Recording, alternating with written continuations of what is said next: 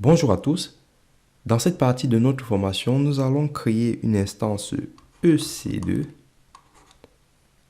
avec Terraform et nous allons associer ce subnet hop, à cette instance. Ce qui signifie que par défaut, vous avez un serveur DHCP qui a été créé. Donc forcément, on aura une seule interface ici. On va choisir une seule interface. Donc interface ici.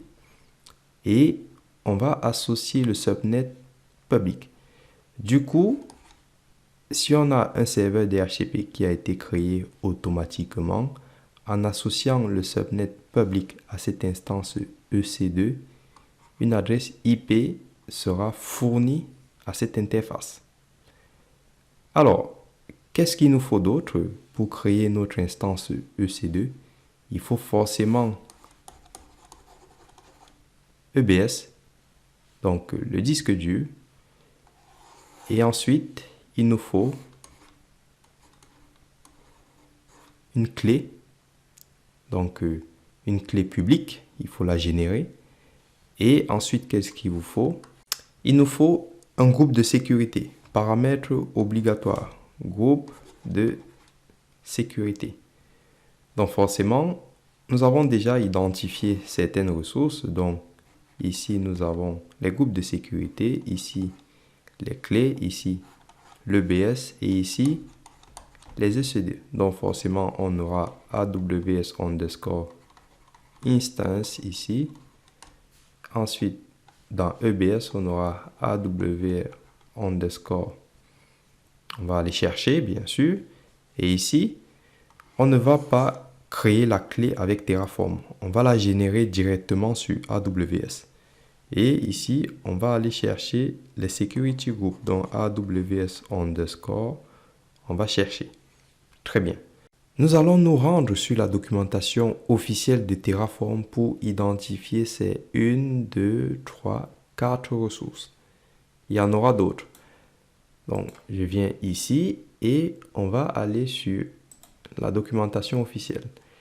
Ce que vous pouvez aussi faire, on va venir ici, on va faire EC2, comme ceci. On clique dessus et on a déjà eu à faire la manip, lancer une instance. Donc, qu'est-ce qu'il nous faut?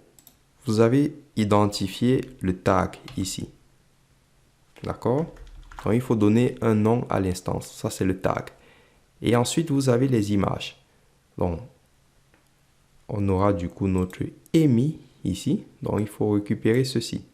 C'est le EMI. Et ensuite, vous avez l'instance type ici que vous récupérez. Pour la perte de clés, j'ai dit qu'on ne va pas la créer avec Terraform parce que ce n'est pas pratique avec Terraform. On va la créer directement ici. Donc, ce qu'on va faire, on va générer tout de suite. Hop, on va prendre comme ceci. Et là, je vais donner un nom. Je vais dire ici test-terraform.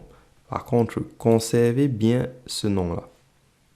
Ce qui fait que ça aussi, c'est une ressource. OK. J'ai généré la clé. Ensuite, vous avez la partie réseau. Je clique sur modifier. Et vous voyez qu'ici, VPC obligatoire, ça veut dire que pour qu'on puisse utiliser les subnets, il faut à tout prix qu'on utilise l'ID du VPC. Donc, on parle ici de sortie Terraform. Donc, quand vous voyez ici VPC obligatoire, ça veut dire que on a eu à créer le VPC à l'aide d'un bloc de ressources. Et pour l'utiliser, afin de créer ou de configurer notre instance EC2, on va rappeler l'ID du VPC ici. Et ensuite, on pourra sélectionner nos sous-réseaux. Donc forcément, si j'appelle, bon, je n'ai pas de VPC, mais ici, on va du coup avoir le choix de nos sous-réseaux. Et vous avez la partie attribution automatique de l'adresse IP publique. Donc, ce paramètre peut être identifié dans la sélection des arguments de AWS underscore instance. Donc, si on vient ici, Bon, on va revenir. Finissons déjà avec ceci. Et vous avez la partie groupe de sécurité avec les règles de sécurité ici. Donc, il faut créer un groupe de sécurité. Il faut donner un nom à cette règle. Il faut donner la description parce que c'est un paramètre obligatoire. Et ensuite, on va créer des règles ici. On a déjà eu à voir cela dans un exemple d'ailleurs. Et du coup, pour la règle, on va autoriser SSH et puis n'importe quelle source pour qu'on puisse se connecter à distance. Et vous avez la partie EBS ici. Pour l'EBS, vous avez du coup les sélections ici, donc volume racine. On peut rajouter un autre EBS si on veut. Et vous avez les détails avancés. Et dans les détails avancés, on peut rajouter des profils. Et ce qui sera aussi important, ça sera la partie provisioning, qu'on verra d'ailleurs. Donc les métadonnées. Très bien, on verra ça. Ça, c'est intéressant. Donc, vous avez tout ce qu'il vous faut. On va choisir du coup notre EMI. Déjà, on va prendre celui-ci. Hein. Donc, vous prenez bien... hop, on va aller comme ceci. Donc, vous le récupérez ici, celui-là. Hop, on le met dans un bloc-notes. Donc, je prends ce bloc-notes. Voilà, je l'avais là. Je le colle. Et puis, T2 micro. Ceci. Vous allez donc retourner sur le site de Terraform. On va sélectionner le provider AWS et on va se rendre sur sa documentation officielle. Je vais venir parcourir toutes les ressources ici et on va commencer par EC2. Donc EC2, hop, ici. Très bien. Donc j'ai les ressources ici. Donc EMI, c'est pour les images, hein. Ça veut dire que si vous choisissez ceci, c'est pour manager les images. Donc créer par exemple des images. Alors, nous, on va chercher instance. On veut créer une instance. Je clique dessus. Et j'ai des exemples ici. Donc, l'exemple le plus parlant, c'est ce bloc-là. Donc, ici, on a bien un EMI qu'on choisit instance type ici. Donc, l'équivalent, c'est donc T2 micro ici pour instance type. Et vous avez le EMI ici. Très bien. Et ensuite, vous avez le tag qui correspond à tag ici. Très bien. Une fois que vous faites ça, vous voyez que ici, on fait pour associer le réseau du coup. Vous voyez, on fait ici ressources AWS VPC. Donc, on crée le VPC. Ça, on a déjà fait. Et ensuite, pour associer les subnets, c'est ce que je vous disais, on rappelle le VPC. On crée le VPC ici. On le rappelle ici. Et ensuite, on peut donc créer notre bloc CIDR. Ça, on a déjà fait. Hein. On donne la zone de disponibilité, on donne un tag à notre subnet. Et vous revenez ici. Tout ce bloc-là correspond en réalité à, hop, donc on a VPC ici, à cette partie. Bon, pour l'instant, on n'a encore rien créé. Mais si je reviens ici, il s'agit en fait de la configuration des interfaces ici. Donc, on appelle notre subnet ici par son ID. Donc, par exemple, ça c'est le subnet du réseau privé. Ici, on va déclarer une adresse IP privée sur l'interface. Et ensuite, on donne un nom à cette interface. Alors, vous avez une autre façon de faire ici. Hein. Donc, ce sont des exemples. Et on peut s'en inspirer. Voilà. Alors, on va faire appel de nouveau à notre ami ChatGPT. À partir du code que nous avons généré précédemment, on va demander à ChatGPT de nous fournir un autre code pour créer une instance EC2. Et vous allez voir que c'est génial. Alors, pour les EBS, mais je pense que vous avez compris le principe. On ne va pas tous les faire. Le but, c'est vraiment de comprendre le principe. Donc, si je cherche EBS ici, donc A, B, C, D, E. Donc, ça, ce sont les disques ici. Donc, ça, c'est les snapshots. Ici, ce sont les volumes. Donc, comment créer un volume? Et là, vous avez on va dire la ressource pour vous permettre d'attacher des volumes. Ok, pour créer un volume, voilà, hop, je crée ma ressource ici, je donne un nom. Où est-ce que je vais stocker mon volume et la taille du volume, ainsi que le nom du volume. Voilà.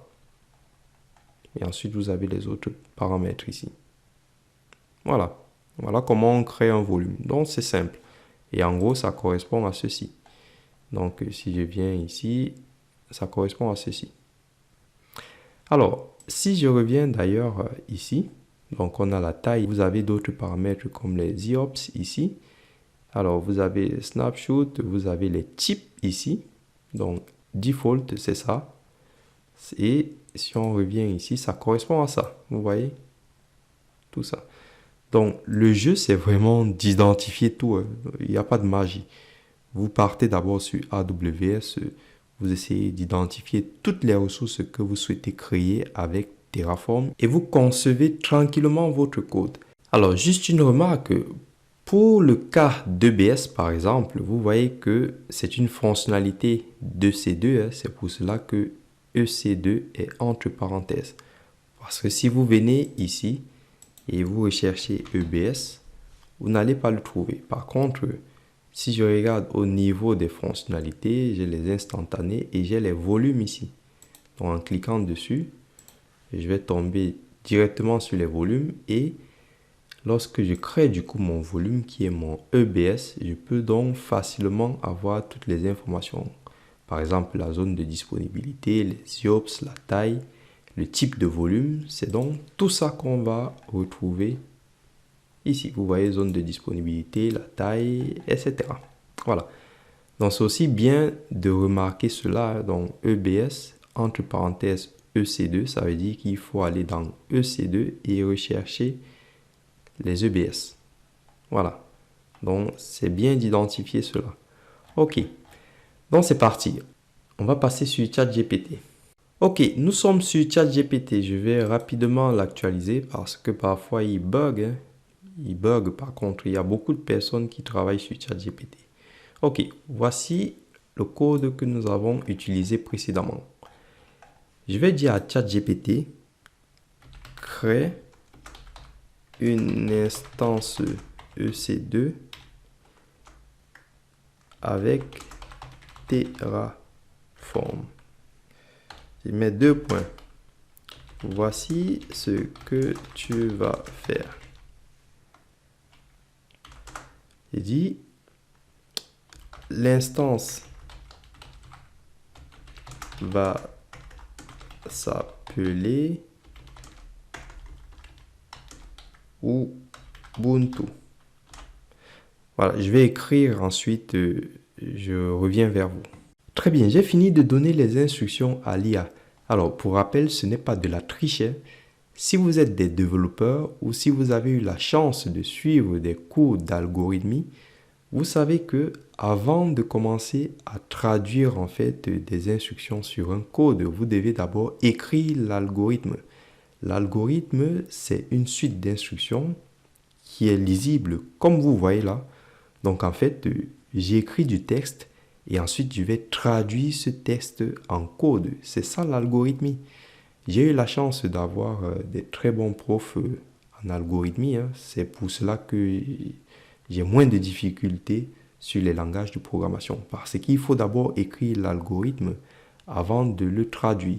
Et si vous écrivez bien vos algorithmes, tout le reste, donc les outils comme ChatGPT, PHP, Java, tout ça, ce sont des outils qui vont vous permettre de traduire vos algorithmes en utilisant un langage de programmation. Donc, ce sont des langages de programmation.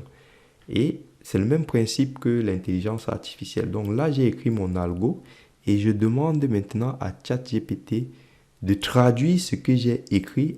Donc, je lui dis ceci. Crée une instance EC2 avec Terraform. Donc, il détecte le langage ici.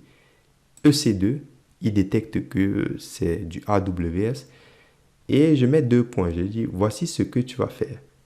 L'instance va s'appeler Ubuntu. Donc, il sait que c'est un nom.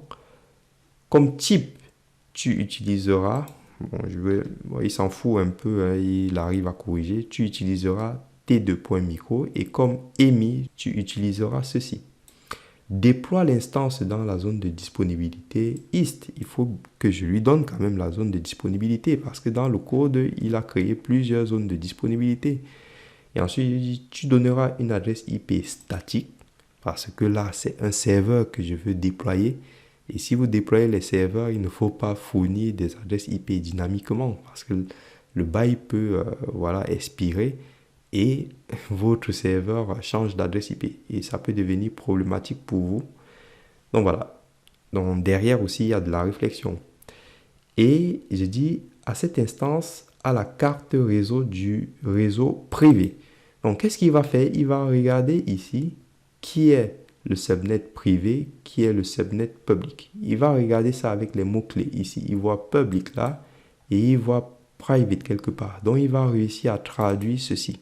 Une adresse IP statique à la carte réseau. Donc là, quand il dit à la carte réseau, il sait qu'il doit créer des cartes réseau. Du réseau public.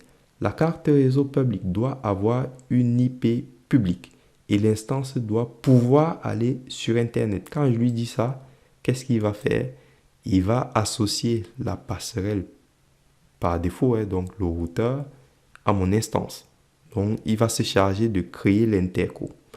Il dit, tu vas ensuite créer une règle de sécurité nommée SSH_in et toutes les machines de n'importe quelle source devront se connecter en SSH sur l'instance. Une clé privée et publique a déjà été générée sur AWS. Elle se nomme comme ceci. Assigne cette clé à l'instance. Point.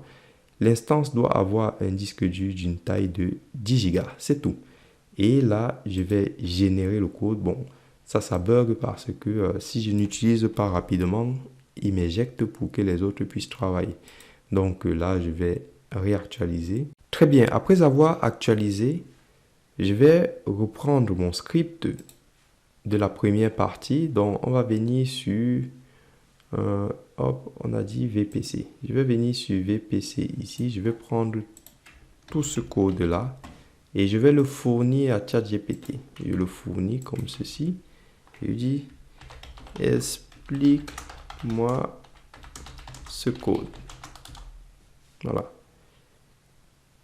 Et il va vous expliquer ce que fait le code. Et ça, c'est génial. Très bien. Il m'a expliqué clairement ce que fait le code. Et je suis d'accord avec lui. Cette fois-ci, je vais reprendre mon algo que j'avais créé précédemment et je vais lui dire ceci. À partir du code que je viens de te fournir, fais ceci. Et j'ouvre comme ça, je colle tout mon script et je ferme ici et j'envoie. Et regardez.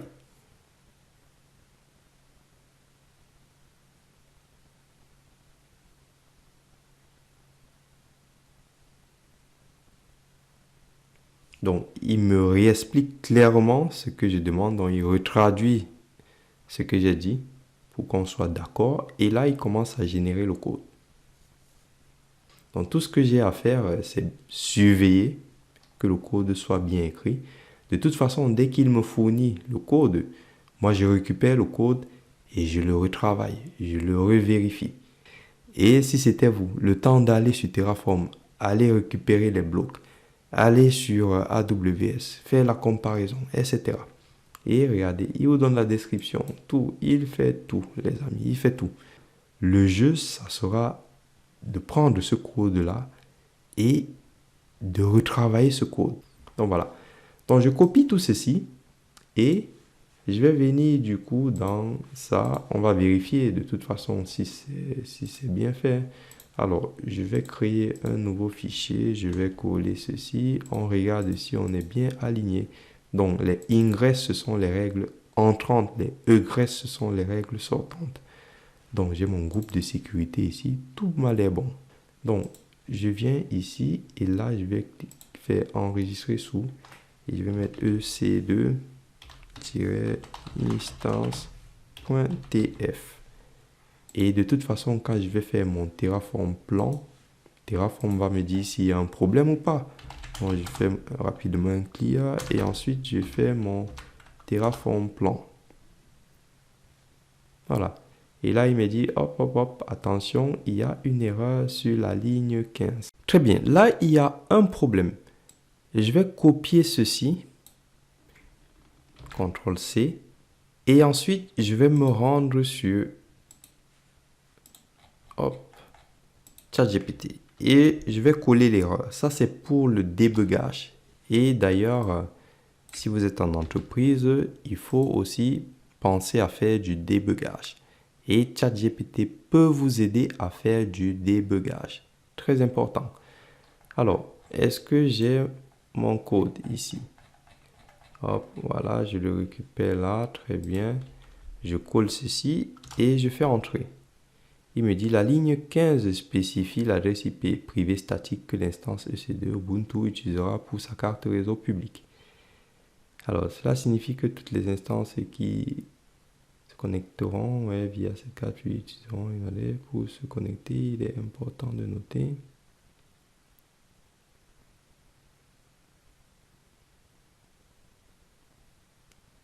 Ok, donc il m'explique bien. Ensuite, je vais venir ici et je vais lui dire qu'il y a hop, un problème. Et je vais lui mettre tout ça.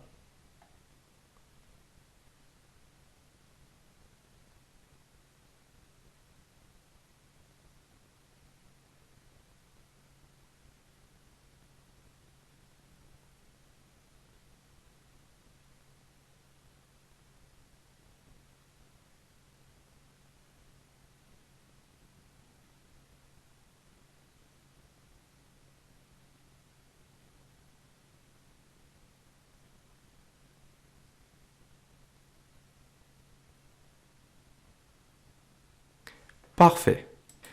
Très bien. À ce niveau, c'est donc ici que vous devez quand même vous méfier avec ChatGPT. Donc, il dit des choses intéressantes ici, mais ce qui va surtout vous sauver, c'est la documentation officielle. Si on arrive ici, on va prendre un exemple. Je vois ici AWS _ network interface for subnet ID et ici j'ai la possibilité de mettre une adresse IP statique. Donc ChatGPT a raison et moi je lui ai donné tout simplement de mauvaises instructions. Du moins je pensais qu'il avait compris ce que je voulais dire, mais il n'a pas compris et il a fait exactement ce que je lui ai demandé. Alors qu'est-ce que ChatGPT a fait? Il m'a effectivement créé ceci, l'argument network _ interface et il a renseigné les paramètres. Sauf qu'il ne m'a pas créé les interfaces. Ici, c'est une ressource qui va vous permettre de créer une interface et dans les arguments de cette ressource, on a donc private _ IP et on peut donc donner une adresse IP statique. Et vous voyez qu'on utilise bien le subnet ID pour spécifier sur quel subnet on va configurer cette adresse IP privée. Alors, qu'est-ce que ChatGPT a compris? Il a bien compris qu'il fallait utiliser network, mais regardez, il est venu faire ses déclarations ici. Donc, c'est faux.